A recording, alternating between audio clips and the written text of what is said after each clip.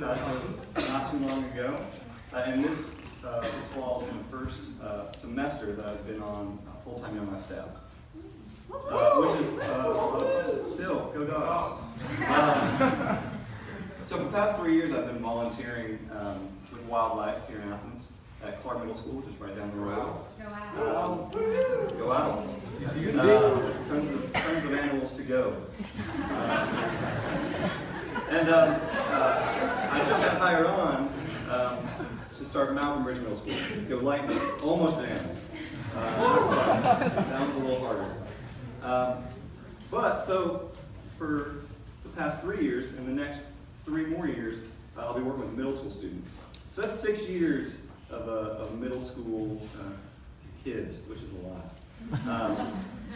I've gotten the wonderful opportunity to be with middle school students for 3 years, and a few things I've learned as I've hung out at Clark Middle School is one, the fashion trends are really, really weird in middle school, and they're always changing. So one week you're really cool, you're in the know. The next week you're lame. I don't know how that works. I'm consistently lame. They don't think this is cool, but that's okay. Especially at Clark Middle, they don't like flannel. Which set me back a bit, and I'm working up towards it. Another thing is a like on Instagram or a heart on Instagram. That's confession of love. That's like a big deal.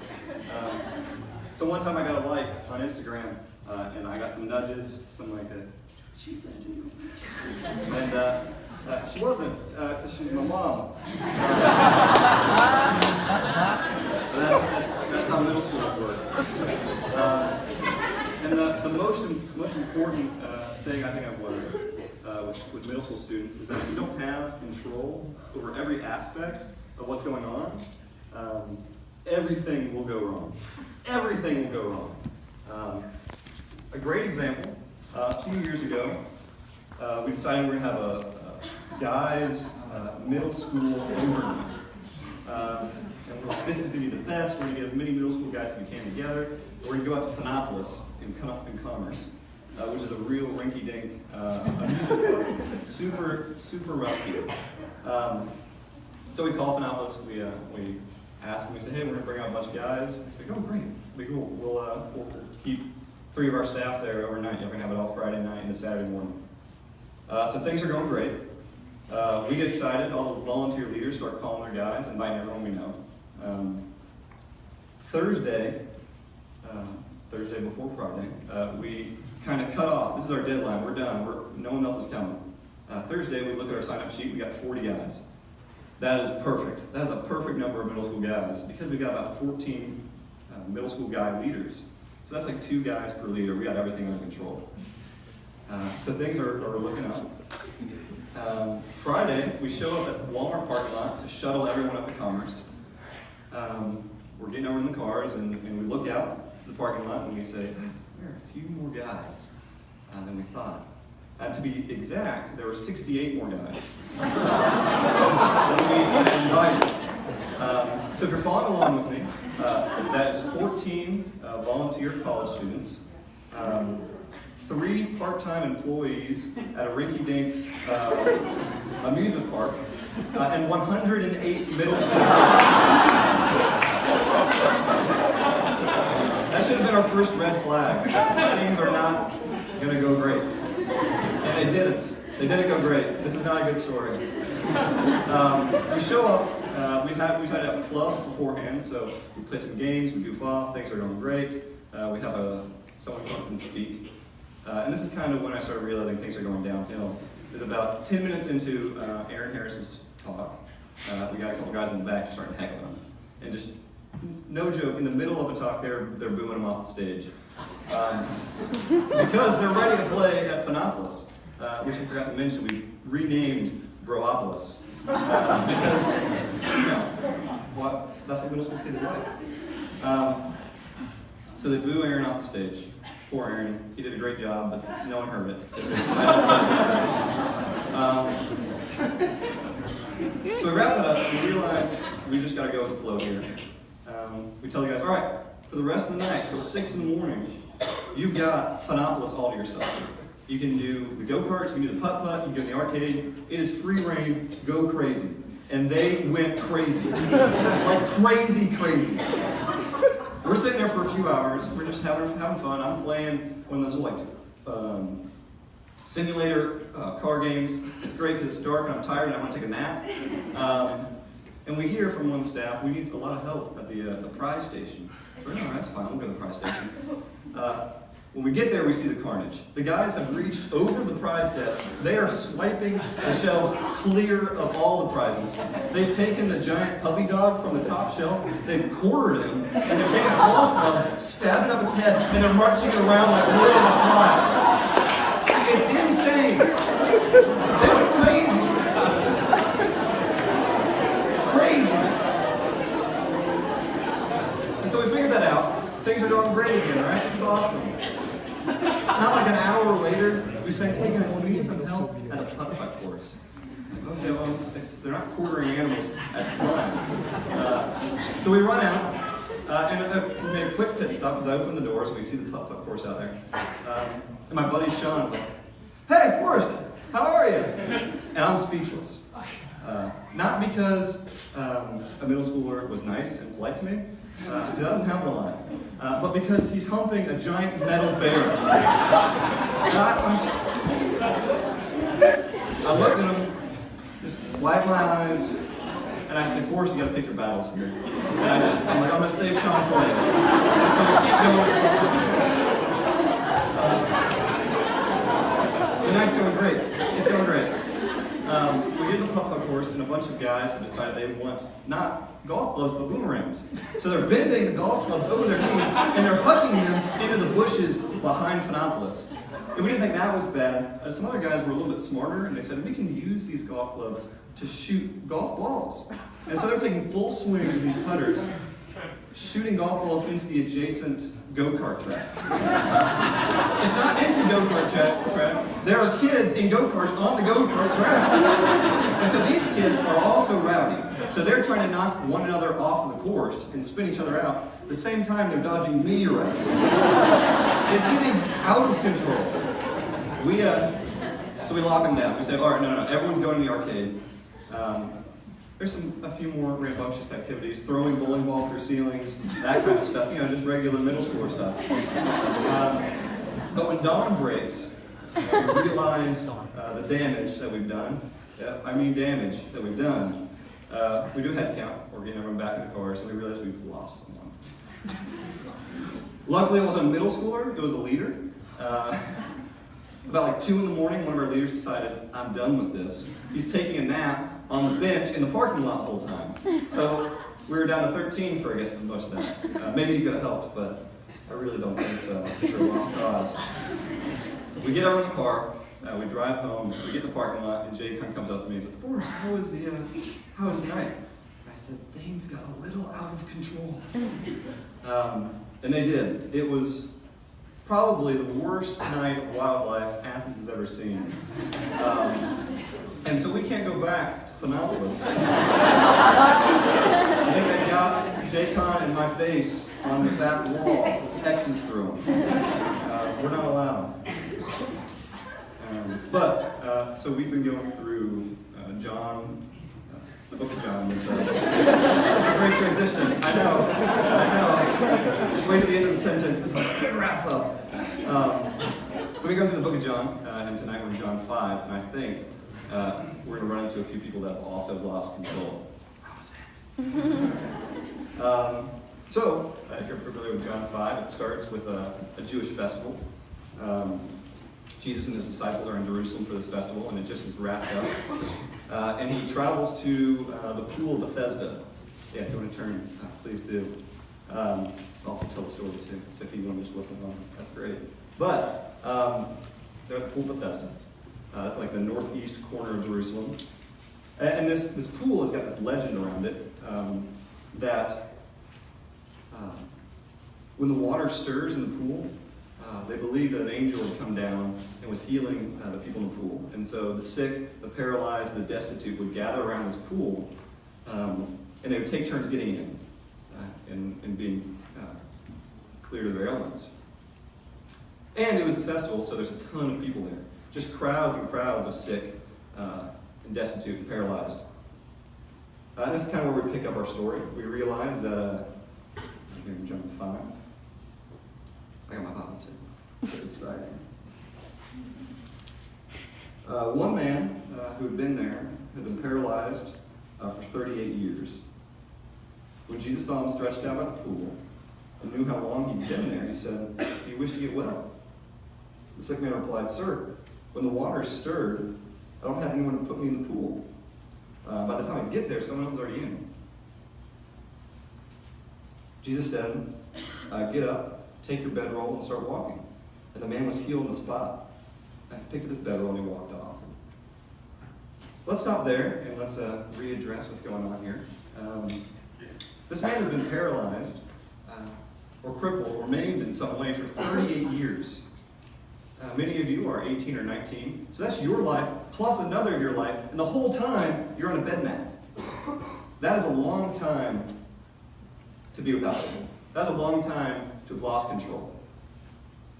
And at some point along the way, this guy said, "I heard about this pool. This is magic pool. And it's supposed to heal me and make me the way I'm supposed to be." Maybe his friend had told him, "Hey, I think there's a pool in the north part of Jerusalem. You should check it out." And so to me, I think he's kind of on his last leg. He's kind of like, "I'm trying it all." It's like going to like a hypnotist and saying like, "Maybe it'll work. Like, I've been like this for 38 years and nothing's working for me. I'll try the pool. Maybe that'll work." So I think he's kind of said, somewhere along the line, he's lying at the side of this pool, looking for healing, still can't get it. I think he says, it got out of control, somewhere along the line. Let's keep reading. After that, it says, the day happened to be the Sabbath, and the Jews stopped the healed man and said, "It's a Sabbath. You can't carry your bedroll around. It's against the rules." But he told them, "The man who made me well told me to." He said, "Take your bedroll and walk off." And they asked him who gave the order to take up your bedroll and start walking. But the healed man didn't know, for Jesus had slipped away in the crowd before he could ask his name. So we will stop there for a moment. I'll take it to some point.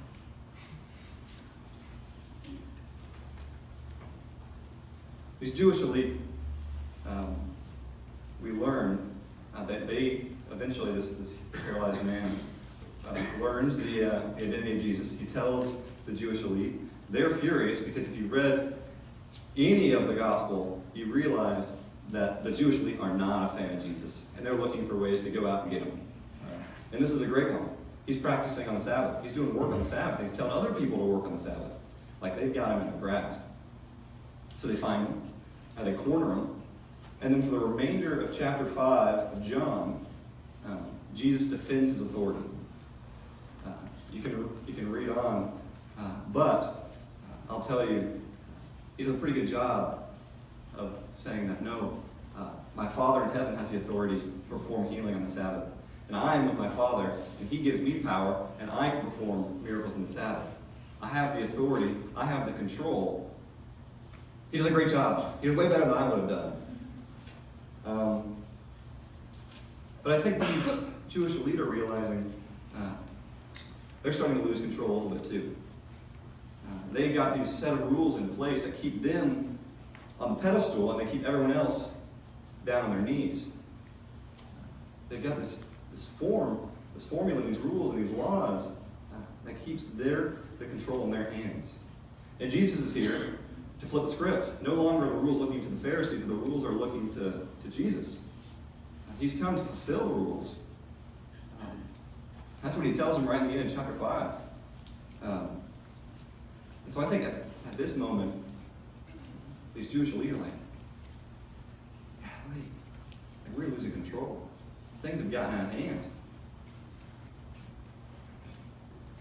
And what I think is amazing is that in this situation, in John 5, Jesus shows us the similarities of these two people. Yeah, the paralyzed man, he's been down and out for a long time. He's been without hope. He's had the short end. He's had a life that he probably didn't deserve. He seems, I don't know about him, but he probably seems like a nice enough guy. At least a nice enough guy not to have 38 years of paralysis.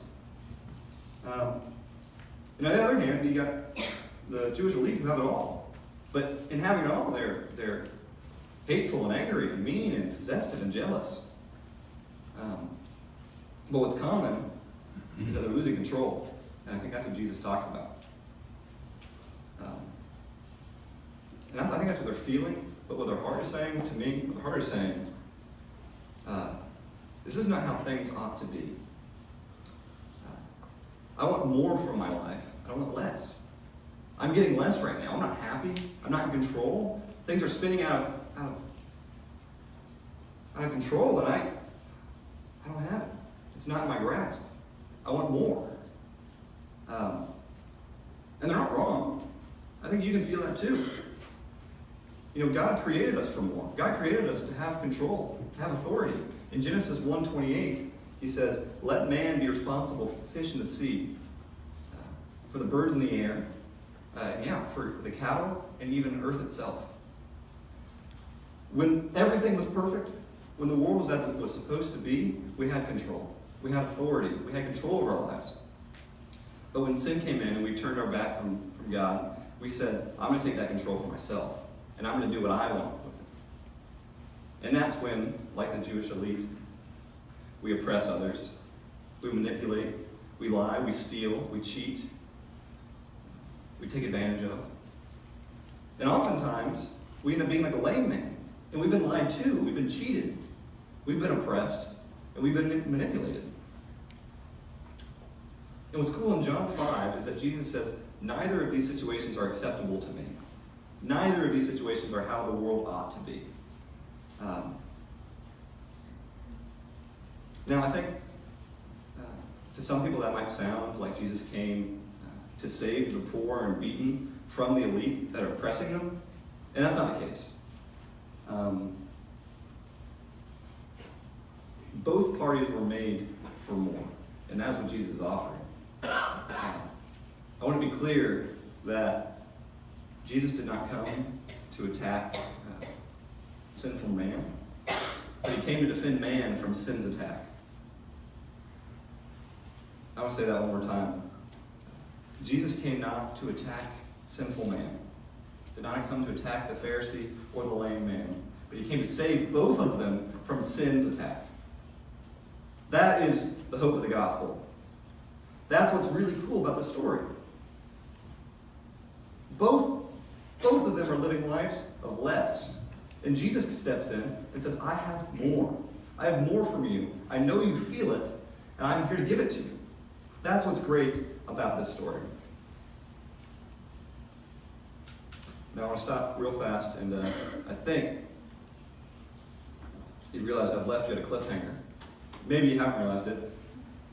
But sweet 7th grade Sean, in our story, is still humping a giant metal bear. And I know him, and I don't want to leave him right there, so I'm going to finish his story.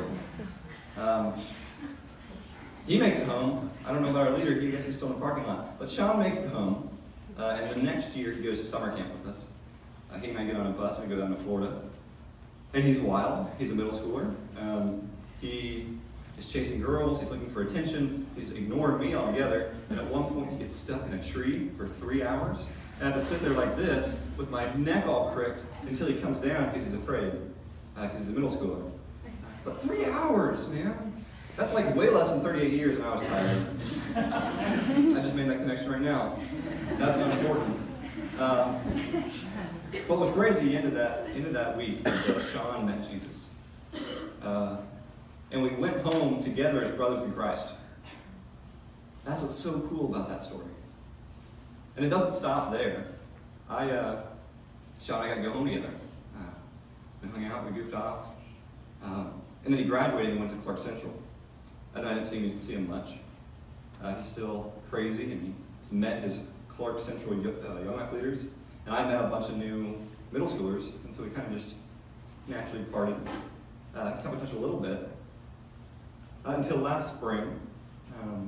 As some of you may have known, the UGA community got rocked by an accident in the spring. and specifically Young Life. And one of my dear friends was in that accident. And for weeks, we didn't know if she was going to survive. By the grace of God, she has. She's recovering, and it's amazing. But in that moment, I was hopeless. I was so scared. I mean, more scared than I thought I could ever be. And I remember a week after the accident, I was in this room.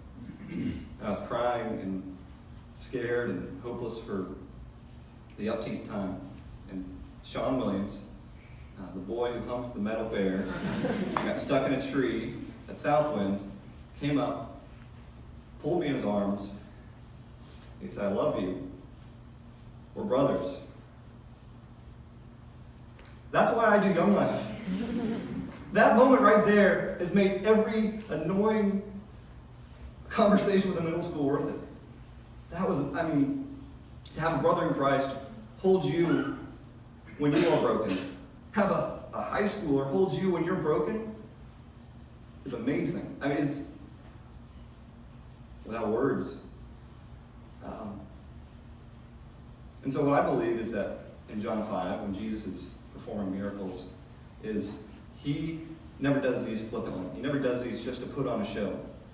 He's revealing more of himself to those who witness it. And in John 5, this man is looking for someone to get him in the pool. He's looking for someone's help to get him well. And I think Jesus, in this miracle, brings us alongside him. And he says, I want you to practice in my purposes, in my redemptive plan. I want you to be a part.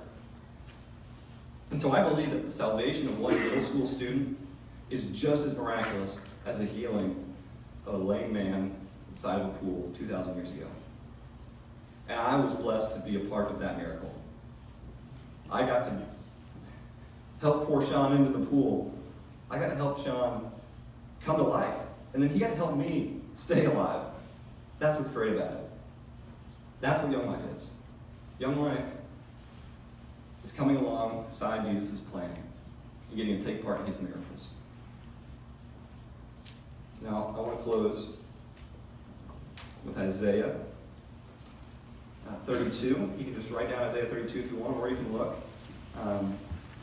But it says, "Behold, a king will come and reign rightly, and princes will rule justly.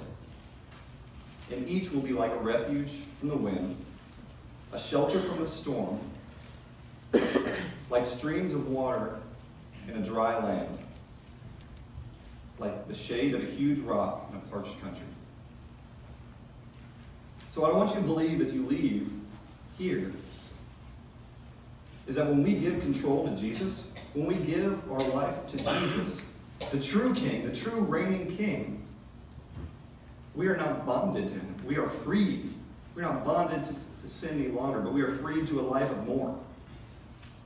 And I want us to do, as believers, and as followers of him, we get to be like these princes. We get to practice in his purposes. We get to flow out from him like streams of water into a dry country. Thank y'all for listening. Let me pray.